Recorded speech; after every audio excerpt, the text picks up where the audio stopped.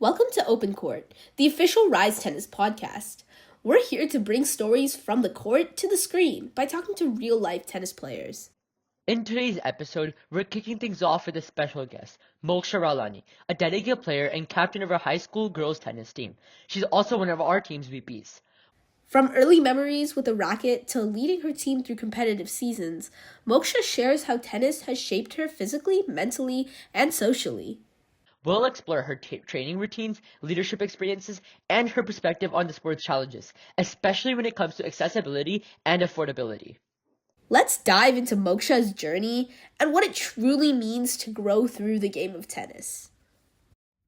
Hello everyone, we're here with Moksha. Hi. And so Moksha, can you tell us a little bit about yourself?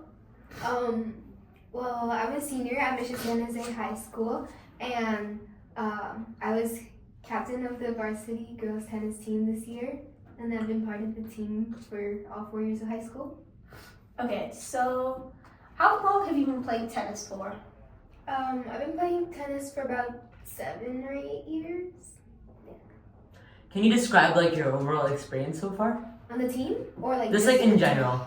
Oh, it's definitely been a journey because I kind of did not like competing actually at a young age. I liked playing always because it was a fun game, but I never really liked competing. But then I think my experience on the girls tennis team really helped me with that, especially the whole team experience and having the people there to kind of support you through everything, and you weren't a loser, I guess, in their eyes if you lost a game, So what do you like about tennis?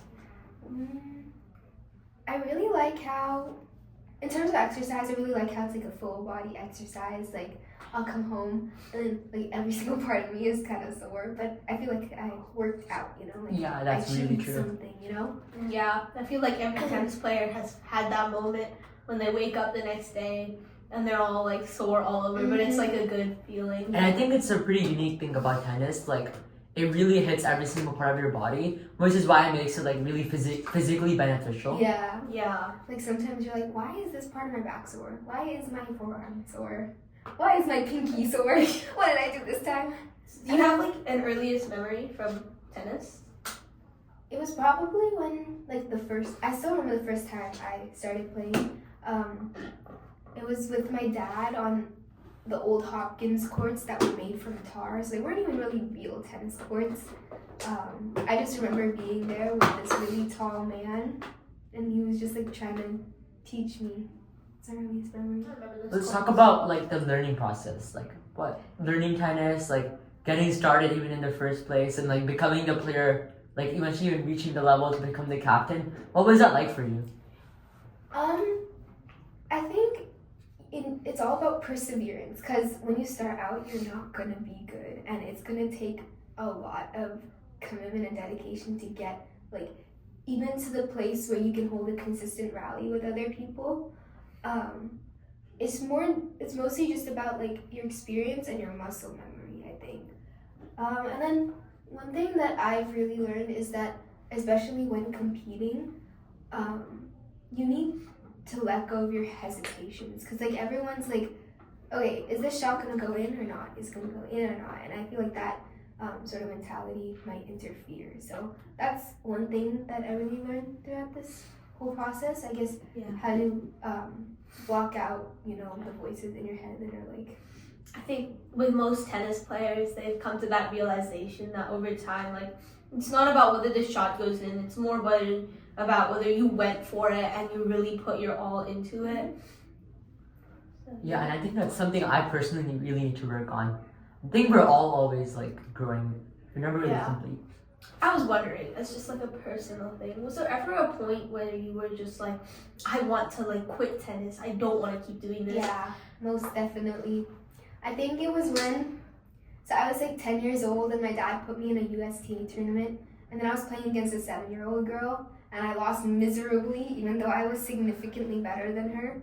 And it was all because of my own head. I was just oh my god, she's so much younger than me, she's probably better than me, or just the way she presented herself, because a lot of tennis girls wear these dark sunglasses and have their hair all slicked back, and they just kind of look scary to me, you know? So I was like really intimidated by other people, and then I lost to a 7-year-old as a 10-year-old, and I think my 10-year-old self was like, oh my god, this cannot happen again. So definitely a lot of times when I was competing younger, I wanted to quit because I just did not really like the competition atmosphere at that age. And what sparked you to keep going, even when you were like super down? I think it was a mix of things. So mostly my dad, because he just kind of was like, you can't let this get to you. It's not your fault. He just kind of pushed me to keep playing. And then also the tennis team, because that was like, I guess, the first time I had a whole group of people who wanted me to win instead of who were against me as opponents. And would you say your dad is one of your biggest inspirations when you play tennis? Yes, because he's the one who got me started. That's nice. I think we all have that person in our lives who we do things for. Yeah, my dad also played a really big role in my tennis career. He was like the one who got me started, Yeah. the one who always practiced. And Yeah. So what was your experience like on the team? I was on the same team as you. You were my captain. And when I joined, I felt this sense of togetherness. But I was just wondering, what was it like for you? You've played all 4 years. You've seen these people, grown connections with them. They've gone to college. And now you're one of those people who are going to be moving on with your life. So what was your experience like going through all of this over the past 4 years? And how do you feel as you move on to this next chapter in your life? It's definitely been a long time now that I think about it. And tennis has always been like a kind of family, like the team, because you spend like every single day after school with them. And preseason, you're like going to all these faraway places, sitting in long car rides. You just have like a different bond with these people than you have with others. They've seen you at your highest when you're winning. They've seen you at your lowest when you've lost, or like when there was just a horrible opponent and you're just like in tears, you know? They've seen everything and they're there for you like at every like possible moment. And there's some of the people that you become closest to in your high school career. Bless you. Yeah, and it's been difficult. It's going to be difficult to leave, but I mean every like senior has, like ever since I joined there have been people who've left. But you're not really sad because you know they're like gonna achieve better things. Like your seniors, you know how like caring and supportive they are, and you know that there's like really good things out there for them. And soon you're gonna be one of those people. So I think I'm really excited for what I'm gonna do in the future. that's pretty cool. So you mentioned you were a captain this year. Mm-hmm. Could you talk about like starting as a freshman, now you're a senior? What was the process like becoming a captain? And how is like being a captain like really affecting your experience? Makes it like, how does it make it different from just being a normal member? Well, the first 3 years when I didn't have like really any captain responsibilities, it was like, I guess there wasn't that much of not like a burden, but like I guess the weight of responsibilities placed on me, and then in senior year, so the captains are chosen by the previous year's captains. So I guess if you show your dedication to the team, if you show that you're responsible and you're able to like hold everyone together and push forward through the obstacles, then you're like fit to be one, right? And from my experience, like being a captain this year, it was difficult because I had to jump into so much responsibilities. Me and my co-captains, to meet them, we had to organize like all the rides to different games. We had to figure out the lineup. We had to settle like disputes between some of the team members, which happens sometimes. And it was something that we didn't have like really any experience with because the captains before us all graduated. And I guess it's like a good learning experience. And it was easier because I was on the team for like 3 years before and I've seen how it's worked. But it was a challenge. But I mean, character development. Just adds to your personality. What would you tell like someone who's just starting out with tennis, or someone who's at a really low point in their tennis career, or someone who's like really nervous about trying out for a team next year? Like, what would you tell them? Someone who has any doubts? Yeah, well, just go for it. That's the main thing in tennis. You should try to get rid of the doubts in your head, because doubts is where your mistakes, I think, sort of form from, like the ones you can avoid. And there's always going to be someone better than you, so you shouldn't compare yourself to others. Your only competition is with yourself and how you're getting better. Everyone else, you just need to make sure like you see them as something to help you in your own growth and your own tennis journey. That's like a really good mindset, I would say. Yeah. Like for the past few years, I would say like it was always like kind of comparison and stuff. But I think that perspective shines some new light on like how we really should like approach things. Yeah. And I'll definitely try to improve that in my own life as well. Yeah, at least for me, like I've always had this like I've had a very like interesting, to say the least, relationship with tennis as a sport. It's always been a part of my life, but it's not been something I really enjoyed from the beginning. And I think it was because I never went for it. And then I feel like in the past couple years when I really I went for tennis, I started playing matches, I started putting a lot more effort and thought into what I was doing.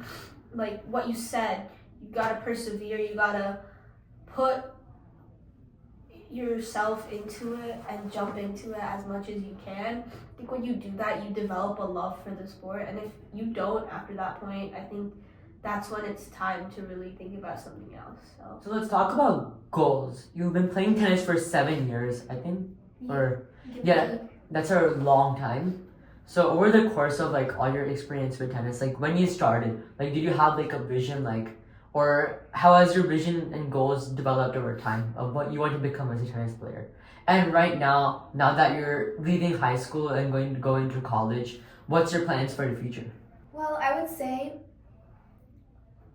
because of tennis, I know like everything in the world is going to be hard, but like I said, you have to like persevere and like follow through with your interests, because it's always so rewarding to know you've worked so hard and achieved something you've always wanted. And in college, obviously, like tennis has like really helped me like in all aspects of my life, like especially academically. I don't really think I could have done like as well academically in my junior year if it wasn't for tennis. And why is that? Well, I really like, it's like the no hesitations thing. It's like gaining confidence, I was able to achieve that on court because I had to battle with myself to play singles, which I used to usually hate because like I just feel like I would lose every single thing. But then my junior year, I pushed to play singles more, and I developed like that mindset of like, oh, you should just go for every shot. There's literally nothing you can lose, right? And I sort of gained that confidence in myself, and then I noticed like that confidence applying to other areas of my life, especially test taking, which I also used to like. I used to hate the pressure of test taking. I always would doubt myself. Oh, am I doing this right? Did I get this question right? But then like I learned that I just need to rely on all my past training, and it's all just like muscle memory at that point, So obviously you've seen mental benefits with Definitely. the prospect of playing tennis, but at least I know something about you. You've been playing tennis very consistently over the past 5 or 6 years. So have you seen many like physical and mental benefits aside from your academics? Like, Well, yeah. For physical benefits, I'm able to fall asleep really well each night when I play tennis. It's really nice. Like as soon as you hit the bed, it's just like and I get really good sleep. I'm like the endurance from tennis. It lasts like even when you're not playing tennis for a while. Like, if you like take a break for a few months, you get back to it and you still have like the same endurance. So and it's really helped with like breathing. And wait, I'm gonna relate this back to academics, but breathing is also like super important in tennis, like on the court, right before matches, and like I've learned how to like use my breath to like sort of control the pre-match anxiety, and that applies to like my tests too. And also, yeah, just like you really stay in shape. You don't even need to work out if you play tennis. Like you just need that. Okay, so we spent a lot of this podcast talking about your experience with tennis, but I know that a lot of the viewers are going to say, how does this relate back to R.I.S.E? And I know this is a tennis-related podcast, but we also have the goal, as you know, to help people who can't access tennis. So as a tennis player, we know that you've gone to several places all over the Bay Area, even past the Bay Area. I know at least you've got to Sacramento to play tennis. Is there anything, so you've played with many different schools, so we were wondering what benefits do you think that,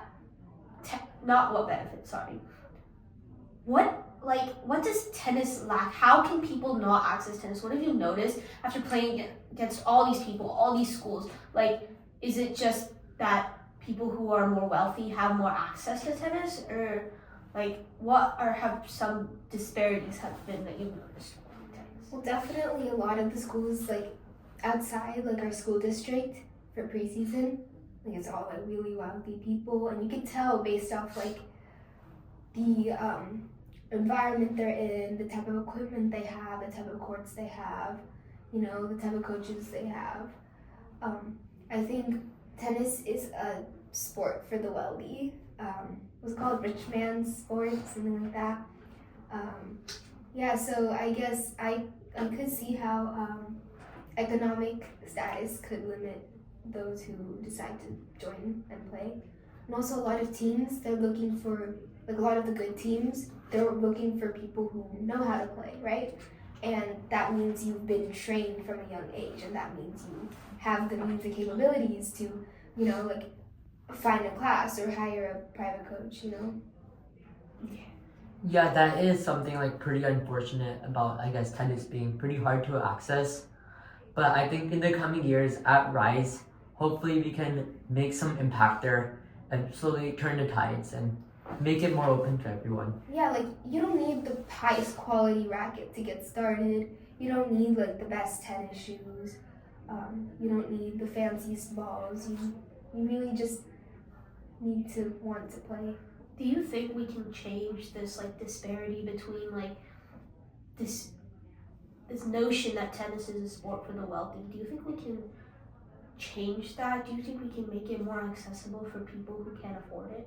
Well, yeah, it's a notion, right? If you get the word out that you can make it more accessible, I'm sure there's so many people who want to play and like actually get into it. They'll find you. So one thing that I wanted to talk about, I think a lot of people have a couple of doubts about tennis and just sports in general.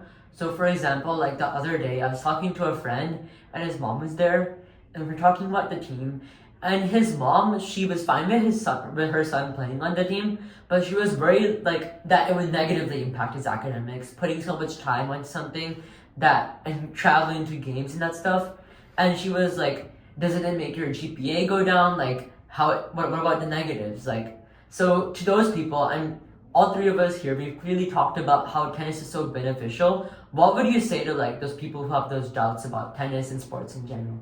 Well, definitely, there is that risk factor of your GPA dropping because you're putting so much time into this. But let's be real, you can't be studying 24/7. Studies have shown that you have only 90 minutes of complete focus on an activity, and after that you need some sort of break to have that same like proper focus. And also, like physical exercise, it gets the blood circulating. That means the blood in your brain is circulating too, which means after you play, you'll be able to focus on your stuff better.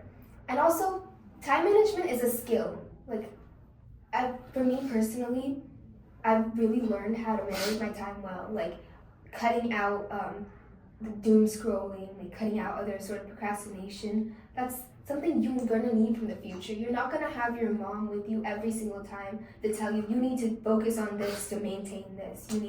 you're not gonna have someone on your back to tell you what's good for you and like how to manage your time, right? So you need to be able to develop that skill, and the tennis team is like really the best way to do that, or like any sports team. So one thing I would actually add on to that specifically, you were talking about like your mom's not always going to be there. Mm-hmm. And I think tennis especially teaches you a lot of values. Could you talk about the value, I think, of independence, like becoming more independent, and how tennis teaches you that? So, I was never much of a singles player because I was honestly scared to be by myself on the tennis court and like just the opponent on the other side, scarily staring me down. But yeah, I realized that this was like something that I needed to work on. So even though it was kind of scary, I asked the coach to put me in more singles matches.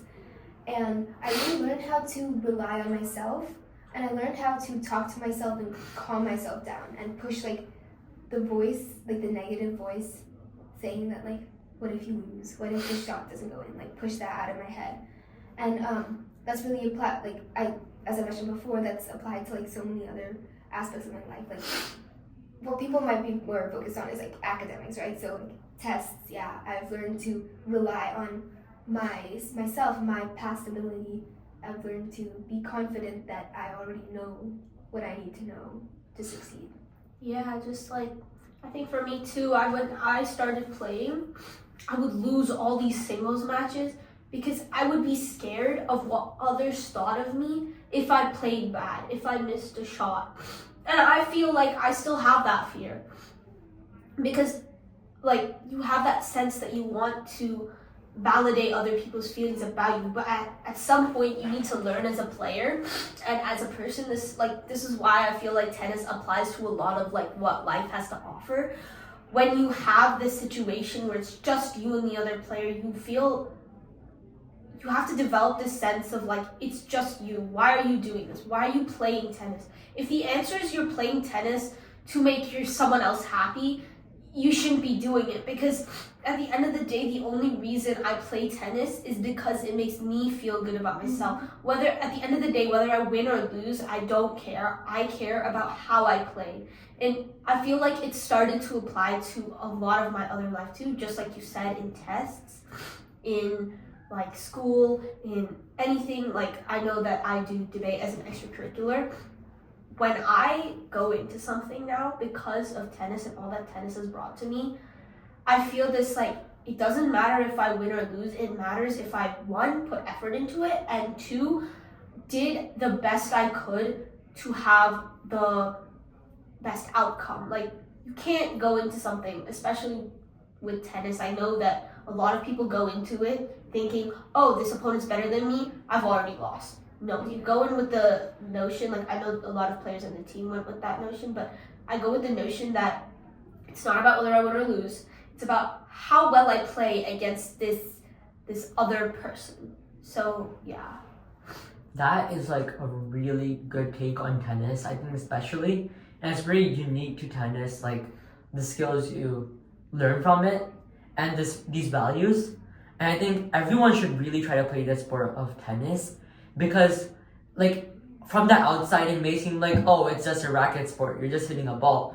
But you don't truly understand like what you're getting from it until you step foot on that court, until you're all alone, until it's just down to you and the training that you've put in to win a match or just play points.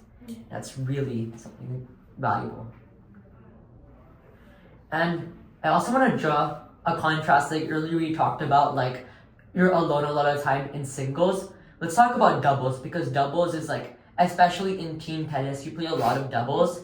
Tell us about like your doubles experience, and in terms of collaboration and teamwork, coordination, what have you gained from that? Well, I think you guys probably already know I was like a pretty unconfident player when I first began. So obviously I had all these doubts about myself in doubles as well. I always would fear like letting my partner down. I would feel like if I hit a shot in the net, they would, I don't know, they would get annoyed. They would not want to play with me because they thought I was a bad player. But then you realize that it's not about that. which is what you should be focusing on. It's about like you two against the other two, right? Like you guys are a team. You need to like, don't say sorry for missing a shot. Like, it happens. No one's gonna be perfect. People are gonna miss a shot.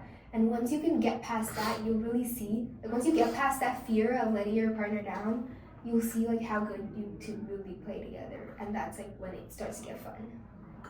And when you focus on the fun aspect, you guys like I've noticed like for me, I play much better and I just have a better time overall. That's a really insightful take on everything. Like I think what you're saying today applies to all of life itself. Thank you so much for joining us today on this podcast. We really appreciated it. And I think we took some key things away, showed. Well, thank you for having me. Thank you for coming. Yeah. Please like and subscribe. And tell us what you took away from this and how it's been meaningful for you.